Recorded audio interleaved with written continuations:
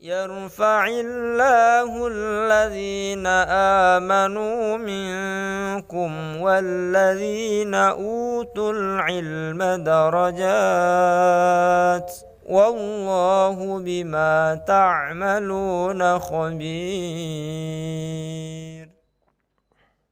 Metode Al-Bidayah, jembatan ngaji kitab kuning untuk para pemula. Bismillahirrahmanirrahim. Assalamualaikum warahmatullahi wabarakatuh. Alhamdulillah, pada kesempatan malam hari ini kita bisa melanjutkan kajian rutin kita tentang teori dasar ilmu nahwu, yang insya Allah pada kesempatan malam hari ini kita sudah berpindah topik, yaitu tentang masalah isim ghairu munsharif. Namun sebelum kita lebih jauh menjelaskan tentang isim ghairu munsharif, marilah kita terlebih dahulu membaca Al-Fatihah bersama-sama dengan sebuah harapan agar Allah memberikan kemudahan terhadap kita semuanya. Al-Fatihah. A'udzu billahi minasyaitonir rajim. Bismillahirrahmanirrahim. Alhamdulillahirabbil alamin arrahmanir rahim. Maliki yaumiddin. Iyyaka na'budu wa iyyaka nasta'in. Ihdinas siratal mustaqim. Siratal ladzina an'amta 'alaihim ghairil maghdubi 'alaihim waladdallin. Kajian tentang isim ghairu munsharif itu merupakan sebenarnya materi prasyarat, ya, yang pada akhirnya berfungsi untuk memberikan penegasan bahwa yang namanya jar itu tidak harus ditandai dengan kasroh. Jar memungkinkan ditandai dengan fathah misalnya. Itu aneh, tapi itulah realitas yang terjadi. Kalau seandainya kemudian kita tidak faham tentang isim ghairu munsharif, maka kita akan menganggap aneh ketika seseorang mengatakan bi Ahmada, bi Makkata, dan seterusnya. Jadi arahnya ke sana nanti. Ya, jadi yang akan kita bahas dan akan kita kaji adalah tentang isim ghairu munsharif. Ya, isim ghairu munsharif. Ini penting untuk ditegaskan. Ya. Sebelumnya saya kepingin ditegaskan bahwa yang namanya tanwin, ya, yang namanya tanwin itu merupakan bagian dari tanda isim, alamatul ismi. Ini tanwin itu begitu. Jadi kalau seandainya isim kok kemudian tidak ditanwin, padahal dia tidak ada alnya, tidak dimudhafkan misalnya, itu aneh. Itu semacam itu. Jadi tanwin itu merupakan tanda bahwa itu adalah sebuah kalimat isim. Ya, sebelum masuk lebih jauh tentang isim ghairu munsharif, saya kepingin menegaskan terlebih dahulu bahwa isim itu tidak ditanwin, isim itu tidak ditanwin. Ini isim itu tidak ditanwin. Yang pertama, ketika dia ada alnya, plus al. Jadi kalau seandainya sebuah kalimat isim itu kok kemudian ada alnya, maka tidak boleh ditanwin. Atau kalau seandainya tidak ada alnya, juga tidak boleh ditanwin ketika dalam kondisi menjadi mudhaf. Ya. Tidak ada alnya, tidak dimudhafkan, memungkinkan untuk kemudian juga tidak ditanwin apabila dia termasuk dalam kategori isim ghairu munsharif. Ya. Tidak ada alnya, tidak dimudhafkan, ya. Juga memungkinkan, juga bukan merupakan isim ghairu munsharif, memungkinkan untuk kemudian tidak ditanwin apabila dia termasuk dalam kategori isim yang mabni. Isim mabni itu tidak ditanwin. Ya. Jadi alasan kenapa sebuah kalimat isim itu kok kemudian tidak ditanwin, yang pertama karena ada alnya, misalnya adalah ar-rajulu. Kalau seandainya di sini tidak ada alnya, bunyinya adalah rajulun. Ya. Dia dalam kondisi mudhaf. Misalnya, ibnul ustadzi misalnya. Ibnul ustadzi misalnya. Kalau seandainya ibnu ini tidak dalam kondisi mudhaf, maka dia harus ditanwin ibnun. Ya kan? Atau berupa isim ghairu munsharif, misalnya Ahmadu, misalnya Fatimatu, misalnya. Ini tidak boleh ditanwin. Tidak ada alnya, tidak di dalam kondisi menjadi mudhaf, tapi Ahmadu tetap harus tidak boleh ditanwin. Ya, tidak boleh dibaca Ahmadun, tidak boleh dibaca Fatimatun. Kenapa? Karena ini adalah isim ghairu munsharif. Ya. Atau isim itu kemudian tidak boleh juga ditanwin kalau seandainya dia statusnya dalam kondisi mabni. Ya. Ya, seperti lafadz huwa itu mabni, ya. Kemudian hadza dan seterusnya itu adalah mabni, pasti tidak ditanwin. Kalau seandainya kalimat itu sudah mabni, itu pasti tidak ditanwin. Ya. Bahkan kalau seandainya sesuatu yang awalnya itu kemudian harus ditanwin, tapi ketika statusnya menjadi mabni, berubah menjadi mabni, itu juga tidak boleh ditanwin. Contohnya, rajulun, awalnya ini adalah kondisinya mu'rab. Jadi harus ditanwin di sini. Tapi ketika dia misalnya menjadi isim la allati lafzil jinsi, menjadi la rajula, maka di sini tidak boleh ditanwin. Tidak boleh ditanwin. Begitu. Atau misalnya karena dia menjadi munada nakirah maksudah, ya rajulu. Misalnya awalnya rajulun yang tidak dalam status mabni dan yang tidak berhukum mabni itu ditanwin. Gitu kan? Karena rajulun itu tidak ada alnya, juga tidak dimudhofkan, juga bukan berupa isim ghairu munsharif. Ya kan? Awalnya bukan mabni juga. Tapi ketika dia posisinya menjadi isim la allati linafil jinsi, ya, la rajula, menjadi tidak ditanwin. Kenapa? Karena di sini statusnya mabni, atau terkenal di sini mabniyun alama yunsabu bihi. Di sini ya rajulu mabniyun ala ma yurfa'u bihi. Tapi yang jelas di sini mabni. Ya. Bahkan kalau seandainya kita lihat misalnya macam-macam tanwin itu, ya, misalnya begitu ya. Jadi kalau seandainya misalnya sebuah kalimat yang mabni itu bisa menjadi apa namanya? Ada istilah nanti ya tanwin tangkir, meskipun itu tidak terlalu signifikan untuk kemudian memungkinkan. Tapi jadi kalau seandainya sudah apa namanya? Sebuah kalimat isim itu intinya, sebuah kalimat isim itu apabila ditanwin itu adalah kemungkinannya adalah mu'rab. Itu semacam itu. Ya. Jadi kenapa kok kemudian sebuah kalimat isim itu kok kemudian tidak ditanwin, tidak boleh ditanwin kalau seandainya ada alnya, kalau seandainya dimudhofkan, kalau seandainya dia berupa isim ghairu munsharif, atau kalau seandainya tidak ada tiga ini, statusnya dia sebagai mabni. Pemetaan semacam ini menjadi penting menurut saya. Ya. Karena tanwin dan tidak mentanwin itu adalah kesan. Kalau seandainya kemudian misalnya seseorang itu mentanwin sesuatu yang awalnya tidak boleh ditanwin, misalnya menjadi mudhaf kok ditanwin. Berupa isim ghairu munsharif itu kok ditanwin. Misalnya ada alnya kok ditanwin. Itu kesan orang terhadap orang ini adalah, oh ini newcomer ini. Ini pendatang baru. Ya, jadi kesannya akan seperti itu. Jadi saya tegaskan, sebuah kalimat isim layaknya itu adalah ditanwin. Karena apa? Tanwin itu adalah merupakan tanda dari sebuah kalimat isim. Tapi kapan sebuah kalimat isim itu tidak boleh ditanwin? Kalau seandainya dia ditambah al. Contohnya ar-rajulu. Asalnya kalau seandainya nggak ada alnya, itu rajulun. Kalau seandainya dia menjadi mudhaf, ibnul ustadzi, ibnu menjadi mudhaf di sini.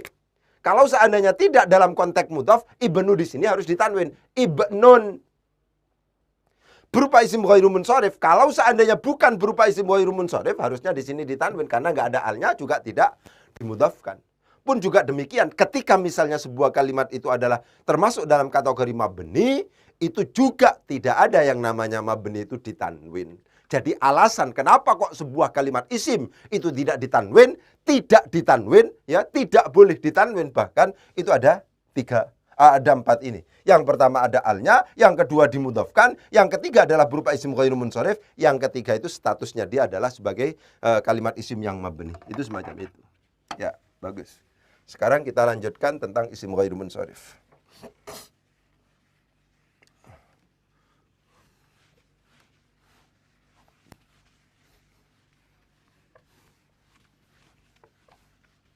Itu. Sekarang isim ghairu munsharif. Saya hanya kepingin menegaskan begini.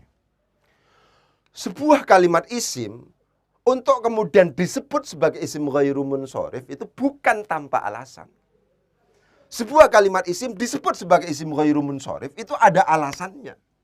Di mana alasan itu memungkinkan untuk kemudian disebut sebagai illatani, memungkinkan juga disebut sebagai illatun wahidatun taqumu maqamal illataini.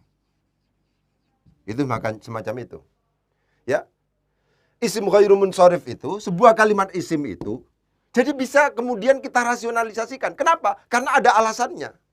Bukan karena tidak ada alasan. Sebuah kalimat isim itu disebut sebagai isim ghairu munsharif sehingga dia tidak boleh ditanwin meskipun tidak ada alnya, meskipun tidak dalam kondisi mudhaf misalnya, itu tetap harus tidak boleh ditanwin. Itu ada alasannya. Alasan inilah yang pada akhirnya mampu kita jadikan sebagai pegangan untuk melakukan rasionalisasi. Kira-kira ini termasuk dalam kategori isim ghairu munsharif atau bukan isim ghairu munsharif. Yang illatani secara umum ada dua. Ya kan? Ada yang masuk dalam kategori wasfiyah, sifat dia. Ada yang termasuk dalam kategori alamiah. Yang sifat ditambah salah satu dari yang tiga.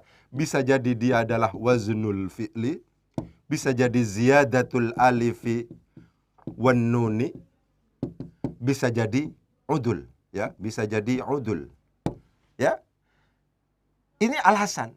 Jadi kalau seandainya kita menemukan sebuah lafadz yang artinya menunjukkan kata sifat, wasfiyah itu kata sifat, dan kemudian ditambah dari salah satu dari yang tiga ini, apakah itu waznul fi'li, apakah itu ziyadatul alif wan nun, apakah itu udul misalnya, itu maka ini sudah absah untuk kemudian disebut sebagai isim ghairu munsharif. Misalnya, kata-katanya adalah abyadu. Misalnya, putih itu sifat. Berarti wasfiyah. Ditambah waznul fi'li. Af'alu itu adalah wazan. Af'ala itu adalah wazan untuk fi'il. Dipakai untuk isim. Jadi kalau seandainya ditanya, kenapa kok kemudian abyadu ini disebut sebagai isim ghairu munsharif sehingga huruf akhirnya tidak boleh ditanwin? Yang pertama, karena dia itu sifat. Dia itu wasfiyah. Yang kedua, karena dia itu mengikuti wazan af'ala. Af'ala itu adalah waznul fi'li. Itu begitu. Asfaru, ahmaru, itu semuanya tidak boleh ditanwin. Kenapa? Karena dia menunjukkan kata sifat. Jadi begitu. Kalau seandainya kita sudah tahu isim dan tahu statusnya dia misalnya isim sifat, untuk kemudian disebut sebagai isim ghairu munsharif harus ditambah salah satu dari waznul fi'li, ziyadatul alif wan nun, kemudian udul. Yang selanjutnya adalah ziyadatul alif wan nun. Misalnya, kata-kata sakronu misalnya, artinya ini adalah yang mabuk. Yang mabuk, sakron itu. Ya, yang mabuk artinya ini. Itu seperti itu. Kalau seandainya kita lihat di sini tidak boleh ditanwin. Ini termasuk dalam kategori isim ghairu munsharif. Kenapa? Karena sudah memenuhi persyaratan. Kok disebut sebagai memenuhi persyaratan? Kenapa? Karena sakron ini termasuk dalam kategori wasfiyah, yang mabuk. Yang kedua, dia ada ziyadatul alif wan nun ini. Ada tambahan ini alifnya, ini nun. Ziyadatul alif wan nun, ada tambahan alif dan nun. Di samping dia wasfiyah, juga ada ziyadatul alifi wan nuni. Jadi kita dengan pasti pada akhirnya mengetahui bahwa ini adalah isim ghairu munsharif, ini adalah bukan ini ghairu munsharif. Kenapa? Karena ada alasannya. Ada yang alasannya itu adalah illatani, ada yang illatun wahidatun. Illatani itu adalah dua alasan. Yang pertama itu wasfiyah ditambah salah satu. Ini yang pertama, ini yang kedua. Ini yang pertama, bukan wasfiyah dan alamiah. Ini beda-beda, ya. Ini yang pertama, nanti yang kedua adalah waznul fi'li. Di sini muncul, di sini juga ziyadatul alifi wan nuni. Kemudian di sini ada udul. Di sini ada misalnya ta'nits, ya. Di sini ada ajam, di sini ada tarkib masji, misalnya begitu. Tarkib masji, begitu. Ya, ini yang kedua. Ya. Jadi saya tegaskan, sebuah kalimat isim disebut sebagai isim ghairu munsharif bukan tidak ada alasannya. Itu ada alasannya. Bisa jadi alasannya itu adalah illatani, dua alasan yang ada pada kalimat itu yang kita anggap sebagai isim ghairu munsharif. Bisa jadi illatun wahidatun taqumu maqamal illataini. Ada satu alasan, tapi satu alasan itu dianggap menempati posisi dua alasan, sehingga yang bersangkutan meskipun disebut atau memiliki satu alasan tetap kemudian disebut sebagai isim ghairu munsharif. Itu semacam itu, ya. Ya. Dua alasan itu adalah yang pertama wasfiyah, yang kedua salah satu dari tiga. Jangan membacanya wasfiyah dan alamiah. Wasfiyah dan alamiah itu pilih salah satu. Sebuah kalimat itu kadang-kadang disebut sebagai wasfiyah, kadang-kadang disebut sebagai alamiah. Kapan disebut sebagai wasfiyah? Kalau seandainya dia menunjukkan kata sifat. Yang putih itu sifat itu. Ya kan? Kemudian ada sakronu, yang mabuk. Itu sifat, ya kan? Itu semacam itu. Atau udul. Udul sederhananya bagi panjenengan diikutkan pada wazan fu'alu. Ukhoru. Ya sudah, ini artinya yang lain. Ukhoru, fu'alu, ukhoru, fu'alu. Sederhananya begitu. Nggak usah yang sulit-sulit. Ya, mengikuti wazan fu'alu itu adalah udul. Fu'alu, udul. Ya, ukhoru itu artinya yang lain. Yang lain, karena ada yangnya, maka bisa disebutkan, ini bisa disimpulkan bahwa ini adalah wasfiyah. Di samping artinya yang lain, dia mengikuti wazan fu'alu. Karena mengikuti wazan fu'alu, maka dia disebut sebagai udul. Karena dua alasan sudah berkumpul dalam ukhoru, wasfiyah dan fu'alu, yaitu udul, maka ukhoru cara bacanya tidak boleh ditanwin, sehingga bacanya adalah ukhoru, jangan ukhorun. Abyadu, dua alasan berkumpul dalam lafaz abyadu. Yang pertama wasfiyah. Kenapa? Karena dia menunjukkan sifat. Yang putih. Dan mengikuti wazan af'ala. Itu kan? Abyadu, af'ala. Kan begitu? Waznul fi'li. Dua berkumpul dalam satu kalimat isim. Itu semacam itu. Dan itu berdampak pada isim itu meskipun tidak ada alnya, meskipun tidak dimudhafkan, meskipun tidak berstatus sebagai fi'il yang isim yang mabni, itu tidak boleh ditanwin. Itu semacam itu. Ya. Selanjutnya adalah ini wasfiyah, selanjutnya adalah alamiah. Kita lanjutkan. Ya. Kita lanjutkan di sini. Termasuk yang punya alasan dua itu adalah alamiah. Alamiah itu apa? Nama. Bisa nama orang, bisa nama bulan, bisa yang lain. Pokoknya nama. Itu semacam itu. Ketika kita meyakini bahwa sebuah kalimat itu adalah nama, nama orang, nama bulan, nama apa saja, misalnya nama benda, nama kota, dan seterusnya. Kok kemudian ada tambahan waznul fi'li? Ya. Ada orang namanya Ahmadu. Namanya Ahmadu. Ya kan? Gak boleh ditanwin. Kenapa? Karena ini memenuhi persyaratan. Apa persyaratannya? Yang pertama adalah alamiah. Yang kedua adalah dia waznul fi'li. Ya, waznul fi'li. Kenapa kok disebut sebagai waznul fi'li? Lah iya, yang namanya af'ala itu biasanya dipakai untuk wazan fi'il. Af'ala yuf'ilu if'alan. Af'ala itu adalah fi'il. Itu semacam itu. Ada orang namanya Yazid. Yazidu. Loh ini kan biasanya fi'il ini. Yazidu misalnya. Gak boleh ditanwin di sini. Kenapa? Yang pertama, ini alamiah karena ini memang nama orang. Kemudian dia itu adalah waznul fi'li. Kok tahu waznul fi'li? Loh, Yazid itu kan zada yazidu. Ini waznul fi'li. Jadi saya tegaskan berulang-ulang bahwa sebuah kalimat isim disebut sebagai isim ghairu munsharif itu memungkinkan untuk dilakukan rasionalisasi. Ada rasionalisasinya. Ada alasan yang kemudian bisa kita jadikan sebagai pijakan bahwa itu adalah isim ghairu munsharif, di mana alasannya itu ada dua, ada yang illatani, ada yang illatun wahidatun taqumu maqamal illataini. Yang illatani itu bisa jadi wasfiyah, bisa jadi alamiah. Wasfiyah itu namanya sifat maksudnya. Sifat dia. Jadi kita tahu bahwa itu sifat dan tidak sifat, itu adalah dari sisi arti. Lagi-lagi begitu, kalau nggak ngerti artinya ya nggak tahu kita. Itu semacam itu. Jadi ketika kita tahu artinya misalnya bahwa abyadu itu yang putih, asfaru itu adalah yang kuning misalnya, dan seterusnya, kita bisa simpulkan bahwa oh ini wasfiyah. Kok ditambah salah satu dari waznul fi'li, ziyadatul alif wan nun dan udul, maka itu kemudian disebut sebagai isim ghairu munsharif. Pun juga demikian. Ketika kita tahu bahwa itu adalah alamiah, nama apa saja itu, nama orang, nama bulan, nama tempat, dan seterusnya. Kok kemudian ada tambahan waznul fi'li? Alasan pertama adalah nama, alasan keduanya ini salah satu dari yang 6 ini. Bisa jadi waznul fi'li, bisa jadi ziyadatul alif wan nun, bisa jadi udul, bisa jadi taknis, bisa jadi ajam, bisa jadi tarkib masji. Secara umum begitu. Ketika kemudian yang namanya kalimat isim itu memenuhi 2 unsur alasan itu, yang pertama itu adalah nama, yang kedua salah satu dari yang 6 ini, maka disebut sebagai isim ghairu munsharif. Contohnya adalah Ahmadu. Boleh nggak ditanwin itu? Tidak boleh. Kenapa? Karena Ahmadu itu nama. Ahmad, Imam Ahmad, itu kan nama itu. Ya kan? Berarti alamiah dia. Di samping alamiah, dia adalah waznul fi'li, af'alu. Ada orang namanya Yazidu. Nggak boleh ditanwin ini. Kenapa? Karena Yazid itu dipakai untuk nama. Dan yang kedua adalah dia adalah waznul fi'li, merupakan waznul fi'li. Zada Yazidu. Itu semacam itu. Ya.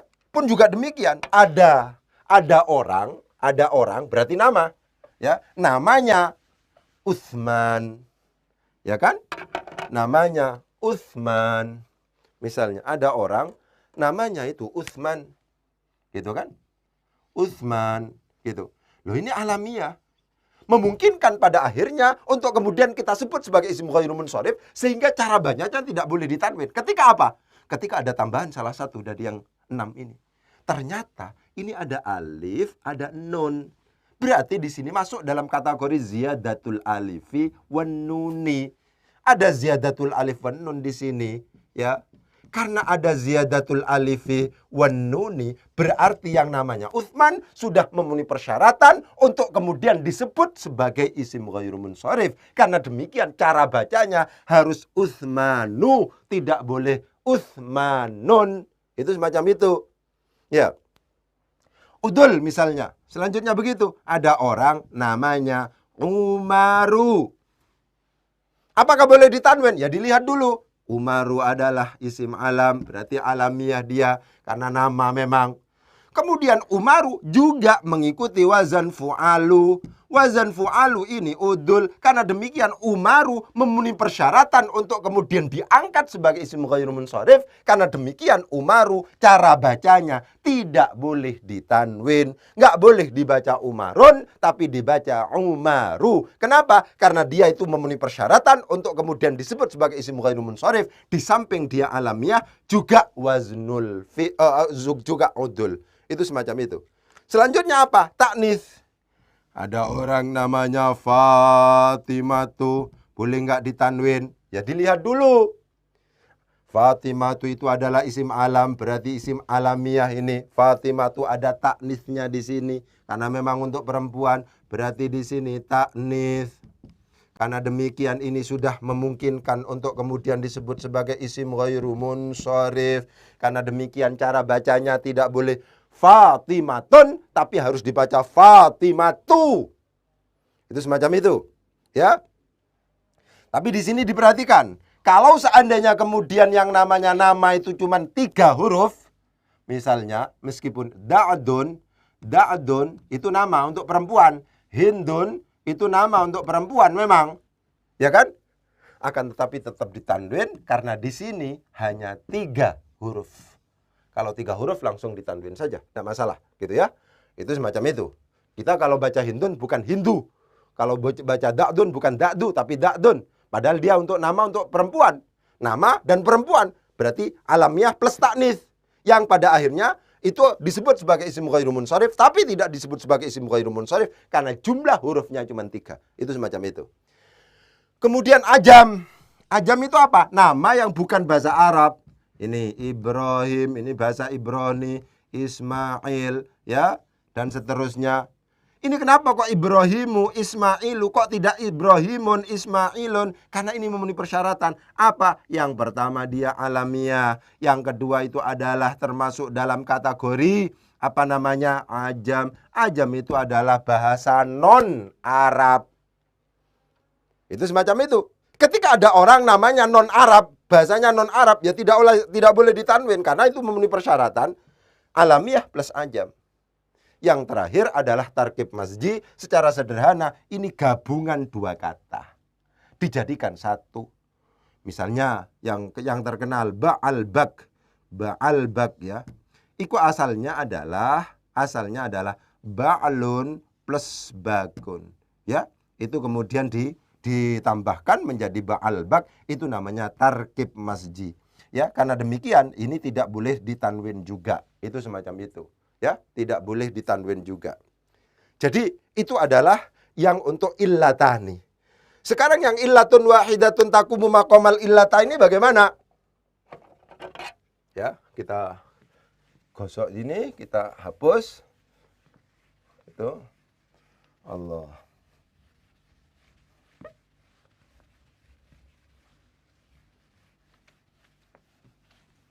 Itu kita hapus. Illatun wahidatun taqumu maqamal illataini. Illatun satu illat. Ya, illatun wahidatun satu illat, tapi taqumu maqamal illataini. Apa saja itu? Yang pertama masuk dalam kategori sighat muntaha al-jumu'. Al-jumu'. Sighat muntaha al-jumu'. Yang kedua adalah alifut ta'nits. Gitu. Ya, alifut ta'nits. Gitu. Sighat muntahal jumu' itu pokoknya mengikuti wazan mafa'il atau mafa'ilu.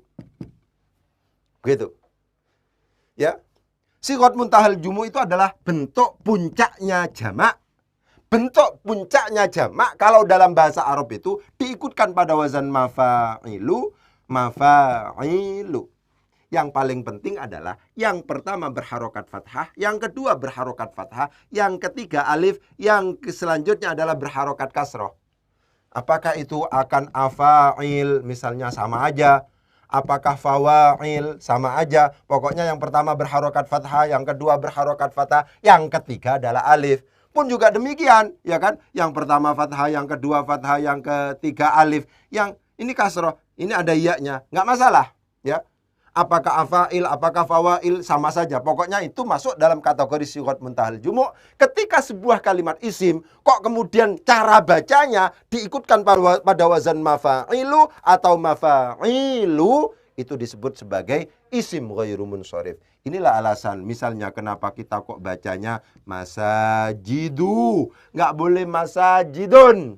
Kenapa? Karena ini isim ghairu munsharif, sighat muntahal jumu'. Kenapa kalau sighat muntahal jumu' maka disebut sebagai isim ghairu munsharif? Kenapa kalau isim ghairu munsharif maka cara bacanya tidak boleh ditanwin?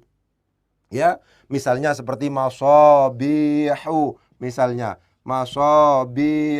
masabihu, misalnya. Ini juga tidak boleh ditanwin. Kenapa? Karena ini termasuk dalam kategori sighat muntahal jumu'. Kok tahu kalau ini sighat muntahal jumu'? Iya, karena mengikuti wazan mafa'ilu. Karena sighat muntahal jumu', maka ini termasuk dalam kategori isim ghairu munsharif. Ya. Kemudian selanjutnya adalah alifut ta'nits. Alifut ta'nits itu apa? Alif yang menunjukkan perempuan. Sederhananya ini ada dua macam, ada yang disebut sebagai maqsurah, ada yang disebut sebagai mamdudah.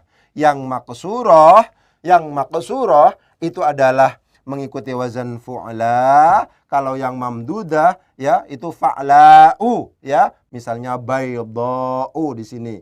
Fa'la ya kan?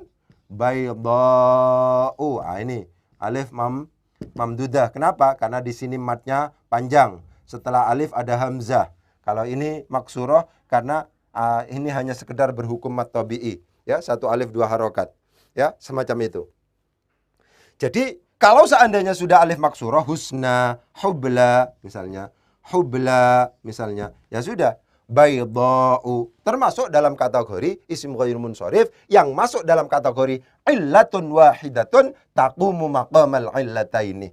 Apa saja itu? Sighat muntahal jumu' dan alifut ta'nits. Itu penting untuk kemudian ditegaskan. Ya. Selanjutnya sekarang, bagaimana kalau seandainya sudah diputuskan sebagai isim ghairu munsharif? Sebuah kalimat isim apabila sudah diputuskan sebagai isim ghairu munsharif, diperhatikan. Sebuah kalimat isim apabila sudah diputuskan sebagai isim ghairu munsharif, maka dia tidak pada waktu jarnya ditandai dengan fathah. Itu semacam itu. Nih. Ya. Marortu. Marortu bi Ahmada. Bi Ahmada, bi adalah huruf jar, Ahmad adalah majrur. Kok dibaca fathah? Iya, ini harus dibaca fathah memang. Karena tanda jar isim ghairu munsharif, isim ghairu munsharif itu memang dengan menggunakan fathah.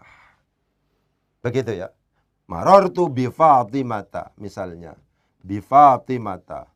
Bi Fatimata misalnya. Begitu. Kok ta di sini? Padahal ada bi di sini. Bi Fatimata. Iya.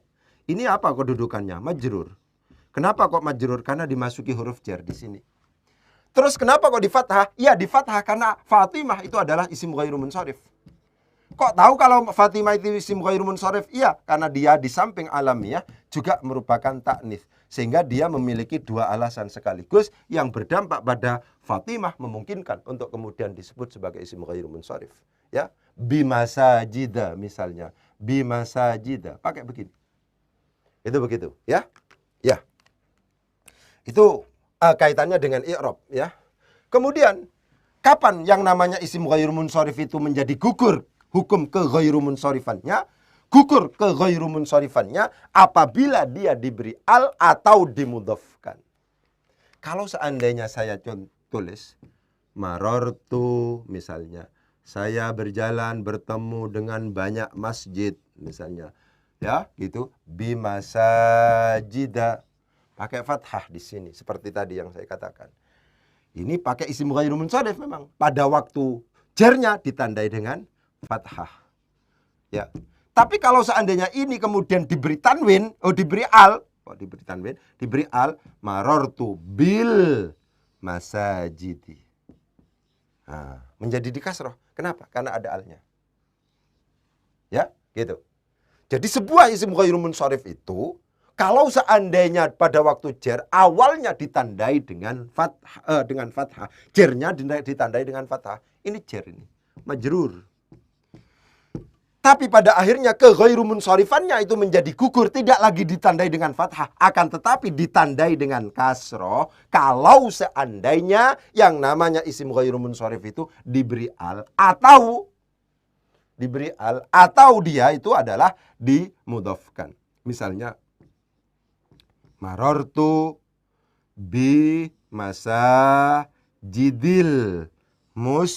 muslimina. Posisinya isim ghairu munsharif ini sebagai mudhaf, ini sebagai mudhafun ilaihi. Begitu. Karena demikian ke ghairu munsarifannya menjadi gugur. Ya, ke ghairu munsarifannya menjadi gugur. Nah, ini ke ghairu munsarifannya menjadi gugur sudah. Ketika gugur, maka dia tetap dengan menggunakan kasroh. Ketika gugur dia menggunakan kasroh. Begitu. Wa jurra bil fathati ma la yansharif malam yudhaf au yaku ba'da al radif. Itu semacam itu kata alfiyahnya. Semacam itu, ya. Marartu bimasajidil muslimina. Ya, begitu. Oleh sebab itu kalau seandainya kita lihat misalnya di Jurmiyah misalnya, apa yang dimaksud dengan i'rab? Misalnya al-i'rabu huwa taghyiru awakhiril kalimi. Taghyiru awakhiril kalimi. Misalnya kita contohkan.